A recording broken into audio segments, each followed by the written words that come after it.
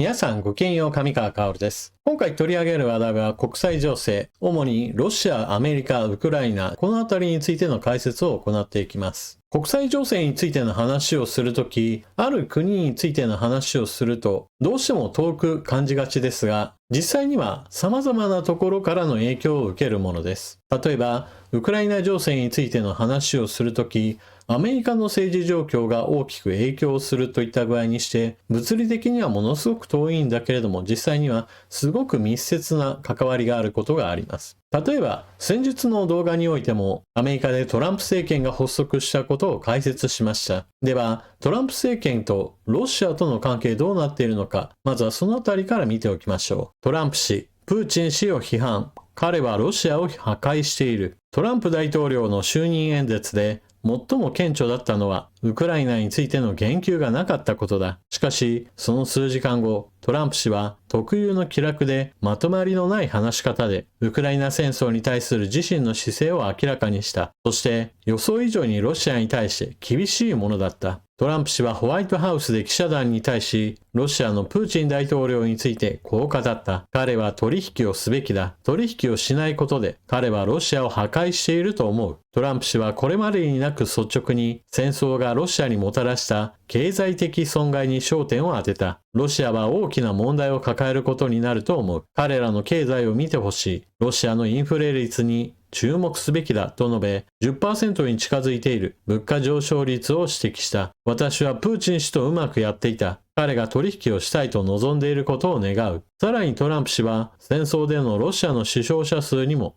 漠然と言及した。西側当局の推計ではロシア兵70万人が死傷している。トランプ氏は彼は面白くないだろうと述べた。彼はうまくいっていない。つまり粘り続けているが、それは彼を良い印象に見せていない。彼は戦争を終わらせた方がいいだろう。トランプ氏はプーチン氏と会談する意向を示している。その詳細は調整中で、非常に近い将来になるかもしれないという。今回の発言は、トランプ氏がこれまでにプーチン氏について言及した中で、最も批判的だった。トランプ大統領がロシア経済の姿勢や恐るべき死傷者数に焦点を当てたことは、ロシアが時間的なプレッシャーにさらされていることをホワイトハウスが認識しており、それを利用しようとしていることを示唆している。トランプ大統領と副大統領の JD バンス氏は、大統領選の選挙活動を通じて、ウクライナ戦争へのアメリカの継続的な関与に懐疑的な姿勢を示しており、ウクライナは領土を失ったとしても、ロシアとの休戦を受け入れるべきだと頻繁に示唆していた。トランプ大統領がプーチン大統領との会談を希望していると発言したことは、トランプ大統領が人間関係を生かした取引手法で外交的な経路を切り開けるかもしれないと考えていることを示している。ウクライナにとって安心できる点として、トランプ氏がウクライナ支援に言及した際、アメリカの支援を停止することよりも、NATO のヨーロッパ加盟国がより多く負担する必要性を強調していたことが挙げられる。トランプ氏は、記者団とのやり取りを NATO のヨーロッパ加盟国を批判する言葉で始め、各国は GDP の 5% を防衛費に支出する必要があると主張した。これは多くの国にとって防衛費が倍増することを意味する。トランプ大統領がロシアが非常に苦しんでいることを発言しているわけですが、これはデタラメな話ではありません。例えばこちらのニュースでは、ロシアは制裁により石油ガス収入の約 20% を失うと予測されている。バイデン政権が行ってきた制裁は少しずつ段階を経て、それぞれの制裁一つずつを見ただけでは大きな成果は上げませんが、積み重なってきたその結果として、より広くロシアの経済活動にダメージを与えています。ロシアの国家経済を支えているのは、エネルギー資源の輸出をはじめとした外貨収入が非常に大きく、これまでかなりの貯金もしてきました。しかし、2022年以降は、そうして貯めてきた貯金を切り崩しつつ、収入の減少にも耐えてきました。しかし、収入は減少傾向を示しており、蓄えていた資金についても大きく目減りしている状況です。バイデン政権最後の制裁を発表した後、西側の規制下にあるロシアの石油タンカーの数は270隻を超えているそうです。これらの規制に対して巻き込まれることを恐れた中国やインドも規制対象の船の入港は認めないようになっています。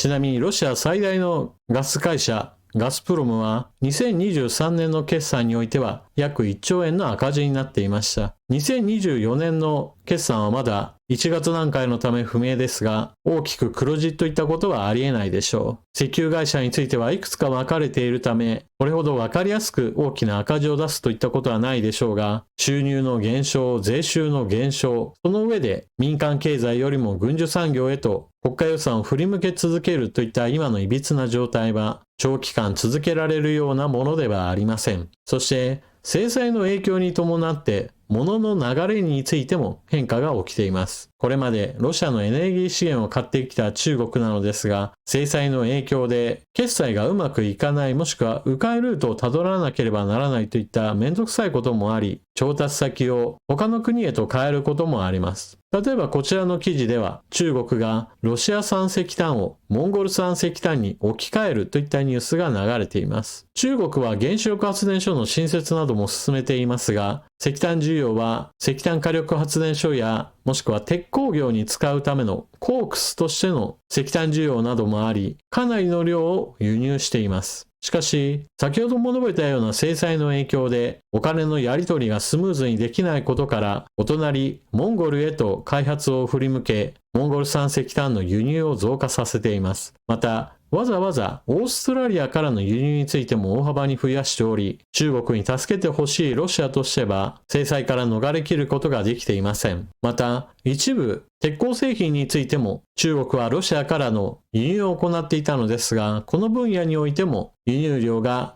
半減しているそうです。こちらの場合は少し事情があって、中国が景気低迷することにより、中国の鉄鋼会社は供給過剰の状態となりました。そのため、他の国にも積極的に安値で売りさばくような状態になっていますから、ロシア産の鉄鋼製品については、そもそも出番がないといったような状況になっているわけです。そして、国家予算の 30% 以上を軍事費に充てているロシアですが、軍事部門すべてにお金が行き渡っているわけではないようです。ロシアの現役空母、修理に入ったままで、いつまで経っても修理が終わらない状態となっています。そのため、地上の船などといった記事が出ていました。ロシアがソ連から継承したロシア艦隊の唯一の空母であるアドミラル・クズネツォフは引き続き故障に見舞われている。2018年にシリア海岸への訪問後に修理を受けたアドミラル・クズネツォフは予定通りに任務に復帰することができず、その将来は依然として不透明だ。この船は1985年に建造され、28機の航空機と24機のヘリコプターを収容及び運用するように設計され、最新の防空システムを搭載し、巡航ミサイルや誘導爆弾の使用にも備えることが当初計画されていた。造船会社はムルマンスクの第35船舶修理工場の作業を2022年に完了すると約束した。その後、期限は2023年に延期され、さらに2024年に延期されました。しかし、昨年末、当局は空母の運航再開を発表しなかった。今のウクライナ侵略に対して空母の運用する場面はありません。そのため放置しているのだといった声もあるわけですが、唯一の空母をわざわざ雨ざらしの状態でほったらかしといったものもちょっと情けないような状態だとも言えます。少なくとも国家予算の3割を軍事費にしているロシアとしては、この機会に大型船舶の修理ぐらい行えなければ一体いつ修理が行えるというのでしょう。トランプ大統領はアメリカによるウクライナ支援についての話は今のところ行っていません。ただし今回の記事でもあるように、ロシアに対しては侵略そのものを認めるような話はしておらず、その点については大統領選挙の時よりは一歩前進していると言えるでしょう。また、アメリカの支援を話していない代わりに、ヨーロッパ側に対してもっと軍事費を増大させて、その分ウクライナに対する支援をもっと行えといったような話をし始めています。従来は GDP 比 2% から 3% といったような話をしていましたが、今はそれよりもさらに上、GDP 比 5% 2% といったものを目標値として掲げています。2% に達していない国もあるわけなので、今よりも倍出せといった話をしているわけです。もちろんこれはウクライナに対する直接的な支援を行いなさいといった意味も含みますし、同時にアメリカの兵器をもっと買いなさいという話も含んでいます。そして、バイデン政権最後の追加制裁が今のところ効いているぞといった話もしましたが、この点についてトランプ大統領は、ロシアが和平交渉の場に出てこないような話、もしくは和平交渉を完全にアメリカを馬鹿にするような形で蹴るのであれば、追加制裁を大きくかけるような話もしています。これまで制裁を何度となくかけてきて、それが徐々に拡大されてきたといったところなので、基本的には抜け穴を徹底的に塞いでいくといったような方策を取ることとなるでしょう。また、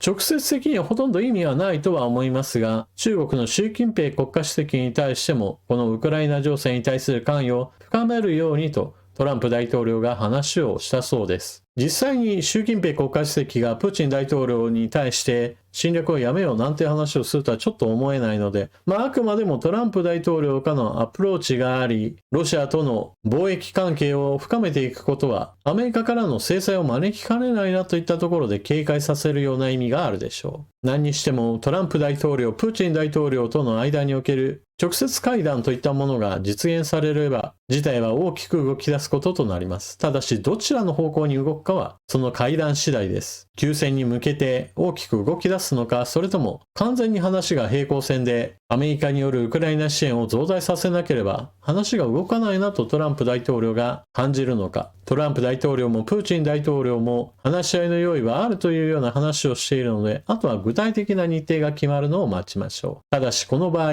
ウクライナのゼレンスキー大統領を置き去りにしたような交渉がどこまで行われてしまうのかといった問題はあります。かつて第二次世界大戦当時、戦勝国クラブと呼ばれるような国々が第二次世界大戦後のその世界についてどのようにするかを話し合って決めるようなことが行われました。その時、運命を翻弄された国もたくさんあったわけで、今回はその対象国がウクライナ一国だけであったとしても、当事者の考えを無視したような話し合いの結果にはならないでほしいものです。というわけで今回の動画はここまで。アメリカでトランプ大統領が誕生したことにより、ウクライナ情勢に対する影響も新たな展開を見せることでしょう。ただしそれが良い方向、悪い方向、どちらかに進むかについては、まだまだ様子見が必要なようです。というわけで今回の動画はここまで。最後までご視聴いただきありがとうございました。チャンネル登録していない方はぜひともこの機会にチャンネル登録していってください。それでは次の動画でまたお目にかかりましょう。またね。